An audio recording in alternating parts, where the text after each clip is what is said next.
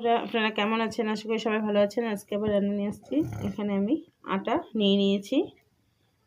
এর জন্য আমি এখানে বাঁধাকপি, পেঁয়াজ, ক্যাপসিকাম, কাঁচা লঙ্কা, একটু টমেটো সব নিয়ে নিয়েছি।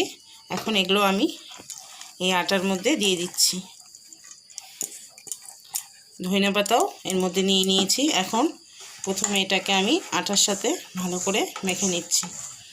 অনুসারে আমি লবণ দিয়ে দিচ্ছি। এখন জল দিয়ে দিচ্ছি। জল দিয়ে এটাকে ভালো করে মেখে নিচ্ছি। ডিম নিয়ে নিয়েছি।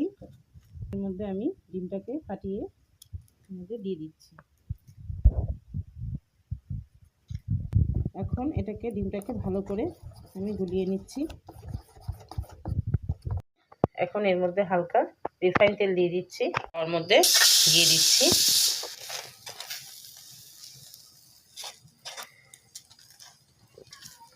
এইভাবে করে আমি একটু পাতলা করে নিচ্ছি।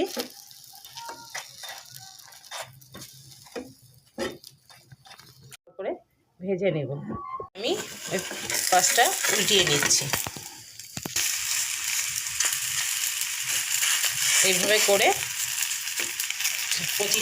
এইভাবে করে আমি প্রতিটা একই রকম করে ভেজে নেব। আমি প্রতিটা একই রকম করে ভেজে নিয়েছিলাম। আপনারা একবার এইভাবে ট্রাই করবেন, খেতে খুব ভালো লাগে। ভালো লাগলে একটা লাইক অবশ্যই